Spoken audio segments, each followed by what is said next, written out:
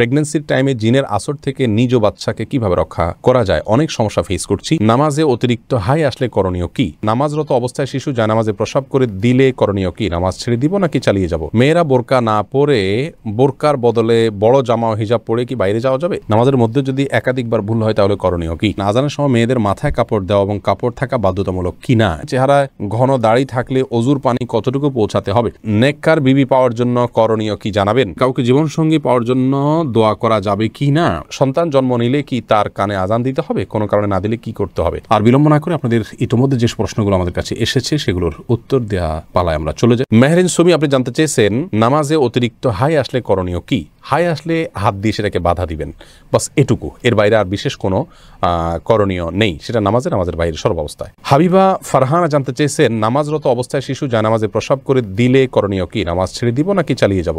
যদি জানামাজে পেশাব করে দেয় তাহলে ডানে বামে আগে পিছে সরে যাবেন। জানামাজের পর নামাজ পড়া তো আবশ্যক না, ফ্লোরে পড়বেন। ফ্লোরে নাপাক লেগে আছে যদি দেখা না যায় তাহলে যে কোনো ফ্লোরে আপনি নামাজ পড়তে পারেন, কোনো অসুবিধা নেই।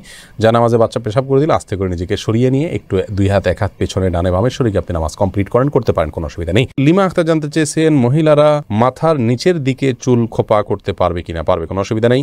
নূরজাহান নূর, আপনি জানতে চেয়েছেন মেয়েরা বোরকা না পরে বোরকার বদলে বড় জামা ও হিজাব পরে কি বাইরে যাওয়া যাবে? যেতে পারে, কোনো অসুবিধা নেই। বোরকাই পড়তে হবে এমন কোনো কথা নেই। তার শরীরের সৌন্দর্যকে ঢাকতে হবে, অলংকার ইত্যাদিকে ঢাকতে হবে একটা কাপড় দিয়ে, তবে সে কাপড়টাও যাতে আবার দৃষ্টি আকর্ষণকারী না হয় সেদিকটা খেয়াল করতে হবে। যে কোনো একটা কাপড় দিয়ে নিজের সৌন্দর্য ঢাকলেই চলবে, বোরকাই হতে এমন কোনো কথা নাই। জামা যদি হয় তাহলে সে জামাটা যেন খুব বেশি চাকচিক্যপূর্ণ না হয় সেদিকটা খেয়াল রাখতে হবে এবং যথাসম্ভব পুরো শরীর যাতে ঢাকে সেরকম পোশাক পরতে হবে। নামাজের মধ্যে যদি একাধিকবার ভুল হয় তাহলে করণীয় কি? ভাই সায়েম, দেখতে হবে যে আপনার নামাজে ভুলটা কী ধরনের হয়েছে। যদি ফরজ ছুটে যায় তাহলে একবারও যদি ছুটে যায় তাহলে নামাজ ওইটা আবার পড়তে হবে আপনাকে। আর যদি ওয়াজিব ছুটে যায় তাহলে একবারের বেশি দুইবার তিনবারও যদি ওয়াজিব ছুটে, তিনটা ওয়াজিব যদি ছুটে যায় শেষে একটা সিজদা দিলে হয়ে যাবে। আর যদি সুন্নাত বা নফল ছুটে তাহলে একাধিক ছুটলেও নামাজ হয়ে যাবে, যদিও তার মান কমে যাবে। ধ্রুব তারা এই আইডি থেকে আপনি জানতে চেয়েছেন আজানের সময় মেয়েদের মাথায় কাপড় দেওয়া এবং কাপড় থাকা বাধ্যতামূলক কিনা? এ বিষয়ে আমাদের একটা ভিডিও আছে, আপনি দেখে নিতে পারবেন। আজানের সময় মেয়েদের কাপড় দেওয়া মাথায় এটা আবশ্যক কিনা? উত্তর হলো না। আজানের সাথে মাথায় কাপড় দেওয়ার কোনো সম্পর্ক নেই। বাসা বাড়িতে যে সমস্ত মা বোনরা আছেন কিংবা পথে ঘাটে আছেন, মসজিদের সামনে দিয়ে যাচ্ছেন, আজান আওয়াজ শুনছে, ওইটা মাথায় কাপড় টেনে দিতে হবে এমন কোনো বাধ্যবাধকতা নেই। তবে যদি তিনি বাইরে অন্য পুরুষের থাকেন তাহলে সর্বাবস্থায় তাকে মাথায় কাপড় টেনে নেওয়া উচিত, আজান দেওয়া অবস্থায়ও আজান না দিলেও। আর যদি বাসা বাড়িতে থাকেন তাহলে শুধু আজান দেওয়ার কারণে তার মাথায় কাপড় টেনে দেওয়ার বিশেষ কোনো গুরুত্ব ইসলাম শরিয়ার দৃষ্টিকোণ থেকে নাই। আমাদের অনেক মা বোনরা এটাকে অনেক বেশি গুরুত্বপূর্ণ মনে করেন। তাওহিদ আয়েশা, আপনি জানতে চেয়েছেন বেনামাজি ব্যক্তির হাতের রান্না খাওয়া কি অনুচিত? বেনামাজি ব্যক্তির হাতে রান্না খাওয়া যাবে, কোনো অসুবিধা নেই। আপনি কি খাচ্ছেন এটা হলো মূল বিষয়। নামাজি ব্যক্তি হারাম জিনিস খাইলে সেটা হবে হারাম, আর যদি বেনামাজি আপনাকে হালাল জিনিস খেতে পারেন, অসুবিধা নেই। হাফিজ মাহমুদ, আপনি হাফিজ আল মাহমুদ জানতেছেন চেহারায় ঘন দাড়ি থাকলে অজুর পানি কতটুকু পৌঁছাতে হবে? চেহারা যদি ঘন পানি থাকে, এই দাড়ি থাকে, তাহলে আপনার দাড়ির গোড়া পর্যন্ত পানি পৌঁছানো যদি অসম্ভব হয়, কঠিন পর্যায়ের হয়, তাহলে সেক্ষেত্রে দাড়ির প্রকাশ্য অংশে শুধুমাত্র পানি পৌঁছাইতে হবে, যতটুকু ভেতর পর্যন্ত যায় ততটুকু পৌঁছাইতে হবে, গোড়া পর্যন্ত পৌঁছানো বাধ্যতামূলক নয়। আতিকুর রহমান, আপনি জানতে চাইছেন কবর জিয়ারত করার সময় আমরা সূরা পড়ি, আসলে কবর জিয়ারত করার সময় আমরা কি পড়বো, দোয়া কিভাবে করব, কবর জিয়ারতের নিয়ম জাস্ট এটি লিখে দিলে আমাদের এই পেজে একটা ভিডিও পাবেন, বা আমাদের ইউটিউব চ্যানেলে আসুন্নাহ ফাউন্ডেশন লিখে দিলে যে চ্যানেল আসবে সেখানেও একটা ভিডিও পাবেন। আপনি কবর জিয়ারত করার সম্পর্কে বিস্তারিত সেখানে জানতে পারবেন। কবর জিয়ারতের জন্য কোনো দোয়া পড়ার কোনো সূরা পড়ার কোনো আবশ্যকতা নেই, মূলত সালাম এবং শান্তির দোয়া করবেন মৃত ব্যক্তির জন্য। সালামুন আলাইকুম দারা কওমুল মুমিনিন ওয়া ইন্না ইনশাআল্লাহু বিকুম লাহিকুন, বিভিন্ন রকমের সালামের ভাষ্য ফরম্যাট হাদিসে আসছে, সেগুলো যে কোনো একটা পড়লে হবে। এমডি আব্দুর রাজ্জাক জানতে চেয়েছেন নেককার বিবি পাওয়ার জন্য করণীয় কি জানাবেন? নেককার বিবি বা স্ত্রী পাওয়ার জন্য আগে নিজে নেককার হতে হবে। সূরা ফুরকানের ৭৪ নম্বর আয়াতের যে দোয়া আছে সেটা পাঠ করতে হবে বেশি বেশি করে। সেই সাথে নেক সঙ্গীদের সাথে আপনার ওঠা বসা করতে হবে, নেক পরিবেশের সাথে থাকতে হবে।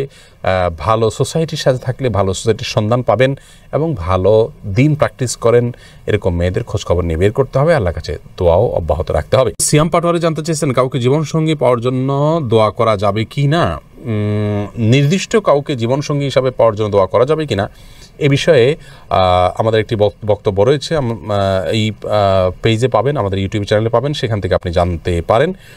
আর এর বাইরে আপনার কোনো ব্যক্তিকে জীবনসঙ্গী হিসাবে পাওয়ার জন্য নির্দিষ্ট করে দোয়া করার বিষয়ে সংক্ষেপে শুধু এটুকু বলবো যে এটা করা উচিত না, বরং এভাবে বলা উচিত, আল্লাহ অমুকের সাথে সম্পর্ক হলে সেটা যদি আমার জন্য কল্যাণের হয় সার্বিকভাবে, তাহলে আপনি আমার জন্য সেটাকে সহজ করে দিন, আর যদি আমার জন্য অকল্যাণ হয় তাহলে আমার থেকে দূরে সরিয়ে দিন। এক কথায় কল্যাণকর হলে যেন আল্লাহ আপনাকে পাইয়ে দেন সেই দোয়াটা আপনি করবেন, বাকি সর্বাবস্থায় তার জন্য আপনি দোয়া করবেন। এরকমটি উচিত নয় যে আল্লাহ সে ভালো হোক আর মন্দ হোক আমি তাকে জীবন সঙ্গিনী হিসাবে চাই, এরকম অন্ধের মতো দোয়া করা উচিত নয়। কারণ আপনি যেটাকে ভালো মনে করছেন সেটা ভালো নাও হতে পারে, সেই জায়গা থেকে সাবধান থাকা উচিত। রাশেদুল ইসলাম জানতে চেয়েছেন, সন্তান জন্ম নিলে কি তার কানে আজান দিতে হবে? কোনো কারণে না দিলে কি করতে হবে?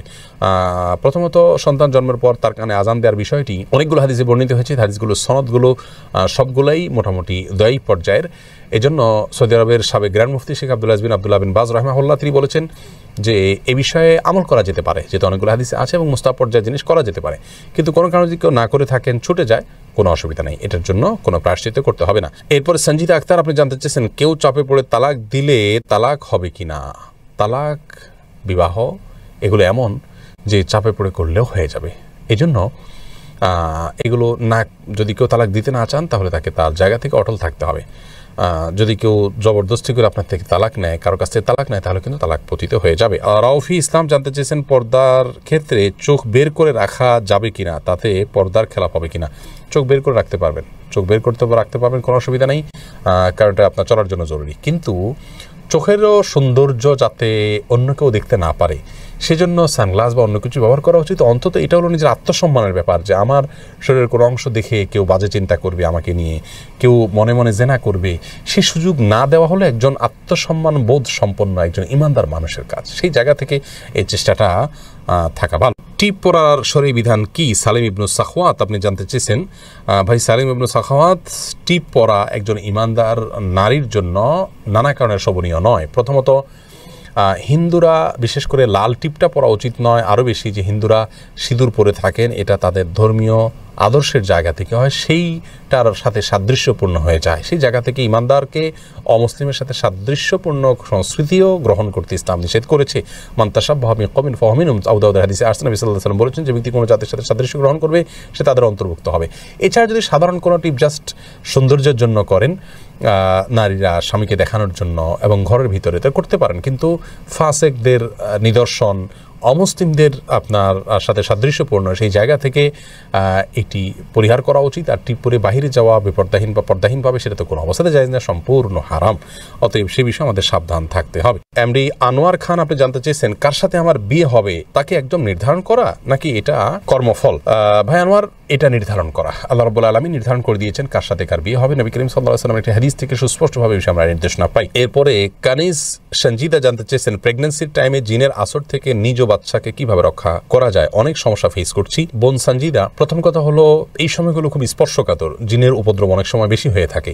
আপনাকে আমরা পরামর্শ দিব, আপনার বাসা থেকে হারামের কোনো লেশ থাকলে সেগুলোকে আপনি বের করে ফেলুন। ধরুন টেলিভিশনে আপনি হারাম কোনো জিনিস দেখেন বা আপনার পরিবারে কেউ দেখেন, টোটালি বন্ধ করে ফেলুন। বাসায় ছবিযুক্ত কোনো কাগজ, ঠোঙ্গা বা কোনো ছবি ঝুলানো টুলানো যে কোনোভাবে প্রদর্শিত থাকলে সেগুলোকে ড্রয়ার ইত্যাদিতে ভরে ফেলুন বা বাইরে ফেলে দিন। তৃতীয়ত, আপনার ঘরে ঢোকার সময় প্রত্যেকটা সদস্য যতজন বাসায় আসবে বাধ্য করুন সালাম দিয়ে বিসমিল্লাহ পড়ে বাসায় ঢুকতে এবং বের হওয়ার সময় বিসমিল্লাহ পড়ে বের হতে। প্রত্যেকটা জিনিস খাওয়ার সময় বিসমিল্লাহ পড়ে খাবেন, শোয়ার সময় ওযু করে এবং ঘুমের দোয়া পড়ে শোবেন, সকাল সন্ধ্যা দোয়া পড়বেন।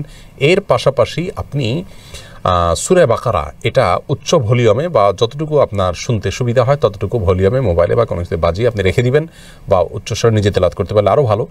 আর রুকিয়া অ্যাপ আছে, অনেক রুকিয়ার অ্যাপ আছে যেগুলোতে শুধু কোরআন হাদিসের দোয়া এবং আয়াত আছে শুধুমাত্র, সেগুলোকে চালিয়ে রাখতে পারেন বাসা বাড়িতে। ইনশাআল্লাহ বিদিনিল্লাহ উপদ্রব অনেকখানি কমে যাবে।